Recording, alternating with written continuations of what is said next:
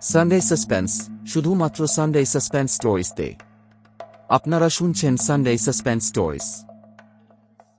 আমি রন্তোষ, আপনারা শুনছেন তারানাথ তান্ত্রিকের গল্প ভিলা 999।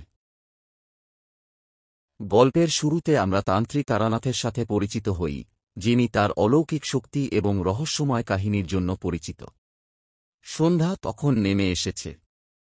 মেঘে ঢাকা আকাশ, হালকা বৃষ্টি ঝরছে। গ্রামের এক প্রান্তে সেই রহস্যময় ভিলা, যার নাম ভিলা 999। এটা এক পরিত্যক্ত বাড়ি, যেখানে অনেক বছর ধরে কেউ আসেনি। গ্রামের মানুষজন ভিলাটিকে এড়িয়ে চলে, কারণ তারা বলে এটা অভিশপ্ত। গ্রামের বয়স্কদের মুখে মুখে একটাই গল্প, যে ভিলায় প্রবেশ করেছে সে আর কখনো ফিরে আসেনি। রাত বাড়তে থাকে। গ্রামের ছোট্ট রাস্তা দিয়ে হেঁটে যাচ্ছে তরুণ সাংবাদিক অমিতাভ। তার কাঁধে একটা ব্যাগ আর চোখে মুখে অদম্য সাহস। সে শুনেছে ভিলা 999-এর কথা, আর ঠিক করেছে আজ রাতেই সেখানে যাবে। তার মনে কৌতূহল, ভয় নয়। ভিলার সামনে পৌঁছে সে কিছুক্ষণের জন্য দাঁড়িয়ে রইল। প্রবেশদ্বারটা বিশাল এবং চারদিকে বড় বড় গাছপালা দিয়ে ঘেরা। হঠাৎ করেই ঝিঁঝি পোকার আওয়াজ থেমে গেল, যেন চারপাশের প্রকৃতিও চুপ করে গেছে। অমিতাভ সামনের দরজা ঠেলে ঢুকল। দরজার কড়াটায় জং পড়ে গেছে, খোলার সময় বিকট শব্দ হল। ভেতরে ঢুকতেই অমিতাভের মনে হল যেন সে আর একা নেই। দেওয়ালগুলোতে অদ্ভুত সব চিত্র, কালো রঙের জটিল সব প্রতীক আঁকা। ঘরের মেঝেতে শুকনো রক্তের দাগ, আর পেছনের ঘর থেকে ভেসে আসছে কোনো দুর্বোধ্য মন্ত্রোচ্চারণের আওয়াজ। অমিতাভ সেই ঘরের দিকে পা বাড়াল, মন্ত্রের শব্দটা ক্রমশ স্পষ্ট হচ্ছিল। ঘরের মাঝখানে বসে আছে একজন বৃদ্ধ, লম্বা কালো পোশাক পরা, চেহারায় অদ্ভুত এক প্রশান্তি। এটা তারানাথ তান্ত্রিক, যার সম্পর্কে গ্রামের মানুষ ভয়ে ফিস করে কথা বলে। তার সামনে রাখা ধূপের ধোঁয়ায় ভরে থাকা ধাতব পাত্র, চারপাশে লাল মোমবাতির আলো। অমিতাভ ধীরে ধীরে তার দিকে এগিয়ে গেল, তার চোখে এক অনির্বচনীয় বিস্ময়। তারানাথ তান্ত্রিক মাথা তুলে তাকালেন অমিতাভের দিকে, তার চোখে গভীর অন্ধকার। তুমি এসেছ, তারানাথ বললেন, আমি জানতাম। অমিতাভ ভয়ে কাঁপতে শুরু করল, কিন্তু পিছু হটার পথ নেই। আপনি আপনি কি জানেন আমার আসার কারণ? অমিতাভ কাঁপা কাঁপা গলায় জিজ্ঞাসা করল। তারানাথের ঠোঁটে অদ্ভুত এক হাসি ফুটে উঠল। সবকিছুই পূর্বনির্ধারিত, ছেলে। তুমি এ ভিলার অভিশাপের রহস্য জানার জন্য এসেছ, তাই না? অমিতাভ নীরবে সম্মতি জানাল। তারানাথ ধীরে ধীরে উঠে দাঁড়ালেন, তার হাতে ধাতব পাত্রটা তুলে নিলেন। এই ভিলায় যা ঘটেছিল তা এক গভীর রহস্য। অনেক বছর আগে আমি এই ভিলায় আসি, এখানকার শক্তি আমাকে আকৃষ্ট করেছিল। কিন্তু একদিন আমি এখানে এমন কিছু আবিষ্কার করি যা আমার কল্পনার বাইরে ছিল। এক অপশক্তির মুখোমুখি হই, যা আমার সমস্ত শক্তি কেড়ে নেয়। আমি আটকে পড়ি এই ভিলায়, আর আমিও সেই অভিশাপের অংশ হয়ে যাই। তারানাথের চোখ দুটো লালচে আলো জ্বলজ্বল করছিল। তুমি এই ভিলার সীমানা পেরিয়ে এসেছ, এখন তোমার জন্য কোনো মুক্তি নেই। তুমি এই অভিশপ্ত স্থানেই আটকে থাকবে, যেমন আমি আটকে আছি। হঠাৎ করেই ঘরের আলো নিভে গেল, আর অমিতাভের চারপাশে কালো ছায়ারা ঘনিয়ে এল। সে কিছু দেখতে পারছিল না, কেবল অনুভব করছিল অদ্ভুত এক ঠান্ডা অনুভূতি, যেন তার শরীর থেকে সমস্ত প্রাণশক্তি শুষে নিচ্ছে। তার কান দুটোতেও ভয়ঙ্কর সব আওয়াজ ভেসে আসছিল, চিৎকার, কান্না আর অস্পষ্ট মন্ত্রোচ্চারণ। তারপর হঠাৎ করে সবকিছু থেমে গেল।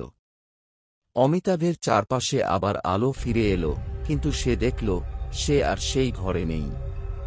সে ভিলার বাইরের দরজার সামনে দাঁড়িয়ে, এবং তার হাতে ধরা নোটবুকের পৃষ্ঠাগুলোতে শুধুই কালো কালির আঁচ, কোনো শব্দ নেই।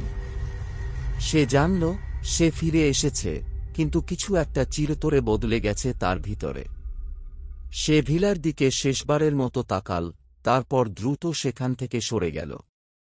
কিন্তু তার মনে হচ্ছিল, ভিলার গভীর থেকে এখনও তারানাথ তান্ত্রিকের হাসির শব্দ তার কানে ভেসে আসছে। ভিলার রহস্য, তারানাথ তান্ত্রিকের অভিশাপ, সবকিছুই তার জীবনের সাথে মিশে গেছে। আর সে জানে, যতদিন বেঁচে থাকবে ততদিন এই অভিশাপ তাকে ছায়ার মতো অনুসরণ করবে। এটাই ভিলা 999 এর গল্প, যেখানে একবার প্রবেশ করলে কেউ আর আগের মতো ফিরে আসে না। অমিতাভ সেই রাতের ঘটনার পর থেকে ভয়ে ভয়ে দিন কাটাতে লাগল। একসময় যে ছেলেটি ছিল সাহসী, নির্ভীক, এখন সে যেন ভয়ের ছায়ায় আবৃত। দিনরাত তার মনের মধ্যে ভিলা 999 এর স্মৃতি ভেসে উঠতে থাকে। ঘুমানোর সময় চোখ বন্ধ করলেই দেখতে পায় তারানাথ তান্ত্রিকের সেই লালচে চোখ, শোনে তার মন্ত্রোচ্চারণের শব্দ। মনে হয় যেন ঘরের প্রতিটি কোণ থেকে সেই কালো ছায়ারা তার দিকে এগিয়ে আসছে। প্রতিদিন সে চেষ্টা করে এই ভয়াবহ স্মৃতিগুলো ভুলে যেতে, কিন্তু ব্যর্থ হয়। অমিতাভ বুঝতে পারে, ভিলার অভিশাপ শুধু তার শরীর নয়, তার আত্মাকেও গ্রাস করেছে। সে ভাবতে থাকে, এই অভিশাপ থেকে মুক্তির কোনো উপায় আছে কিনা।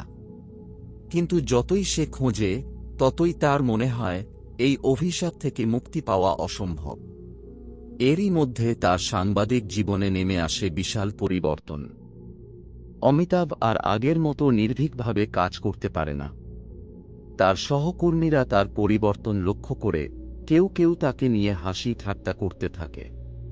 কিন্তু অমিতাভ জানে, সে যা অনুভব করছে তা কোনো সাধারণ মানসিক চাপ নয়। একদিন অফিস থেকে বাড়ি ফেরার পথে অমিতাভ অনুভব করে কেউ তাকে অনুসরণ করছে। সে বারবার পেছনে তাকায়, কিন্তু কাউকে দেখতে পায় না। তবু তার মনে হয় যেন অদৃশ্য কিছু তার ছায়ার মতো তার পেছনে লেগে আছে। বাড়িতে পৌঁছে দরজা বন্ধ করার সাথে সাথে সে শুনতে পায় দরজার অন্য পাশ থেকে কেউ তার নাম ধরে ডাকছে। অমিতাভ আতঙ্কে দরজা খুলে দেখে বাইরে কেউ নেই। রাত গভীর হতে থাকে। ঘরের মধ্যে অদ্ভুত শীতল বাতাস বইতে শুরু করে। ঘুমানোর চেষ্টা করতে গিয়ে অমিতাভ শোনে যেন কেউ তার ঘরের ভেতর হেঁটে বেড়াচ্ছে। সে ঘুম থেকে উঠে চারদিকে তাকায়, কিন্তু কাউকে দেখতে পায় না। তার মনে হয় তারানাথ তান্ত্রিক যেন তার ঘরে এসে গেছে। দিনের পর দিন এভাবেই কাটতে থাকে। অমিতাভ ক্রমশ বিষণ্ণ এবং ভীত হয়ে পড়ে। একদিন সে ঠিক করে আবার সেই ভিলা 999 যাবে। সে মনে মনে ঠিক করে এবার সে সমস্ত রহস্যের সমাধান করে ছাড়বে।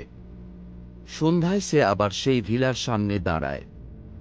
চারপাশের পরিবেশ যেন আরও বেশি ভয়ঙ্কর হয়ে উঠেছে। সে মনে মনে নিজের সাহস জোগায়, তারপর ভিলায় প্রবেশ করে।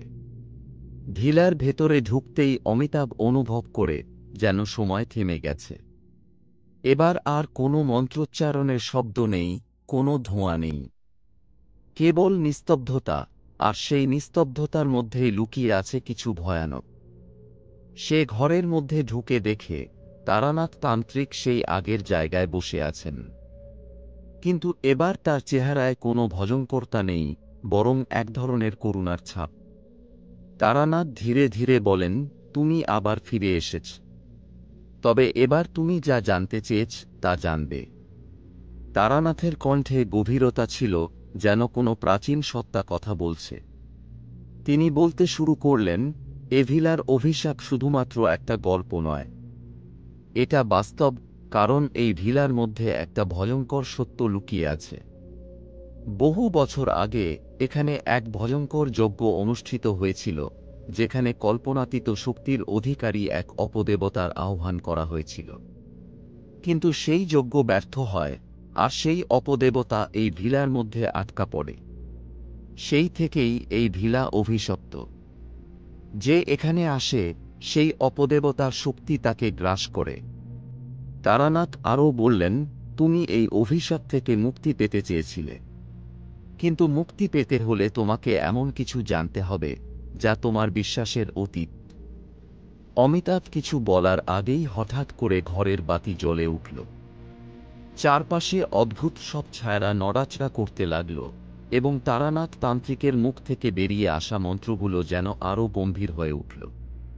অমিতাভ অনুভব করল তার চারপাশে অদৃশ্য কিছু ঘুরছে, তার আত্মাকে গ্রাস করার জন্য প্রস্তুত।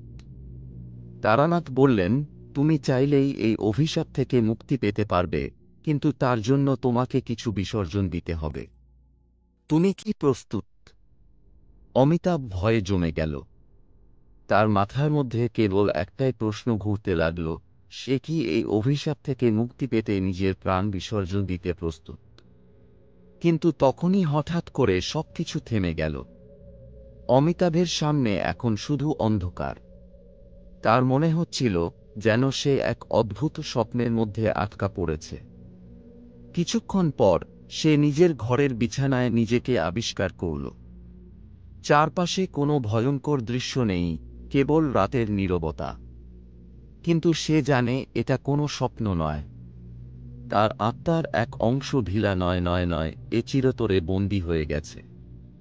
সেই অভিশাপ তার মধ্যে এখনো জিয়ে আছে, এবং তা ধীরে ধীরে তার জীবন থেকে সমস্ত আনন্দ, সাহস এবং জীবনী শক্তি শুষে নিচ্ছে। এখনো অমিতাভ মাঝে মাঝে রাতে শুনতে পায় তার নাম ধরে কেউ ডাকছে। সে জানে তারানাথ তান্ত্রিক তাকে ফিরিয়ে আনতে চায়, কারণ সে জানে সে এই ভয়ঙ্কর রহস্যের শেষ নয়, বরং এক অনন্ত অভিশাপের শুরু। এটাই তারানাথ তান্ত্রিকের ঢিলা নম্বর 999 এর অভিশাপের গল্প, যেখানে একবার প্রবেশ করলে কেউ আর আগের মতো ফিরে আসে না, বরং সেই অভিশাপ তার জীবনের সাথে চিরতরে জড়িয়ে যায়।